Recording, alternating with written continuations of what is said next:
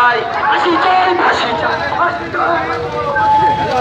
নারে তাকবীর, নারে তাকবীর, নারে তাকবীর। আমাদের মক্কা শরীফকে অপমান করেছে তাদের আমরা ফাঁসির দাবিতে আজকের আমাদের এই ধিক্কার মিছিল শুরু হয়েছে।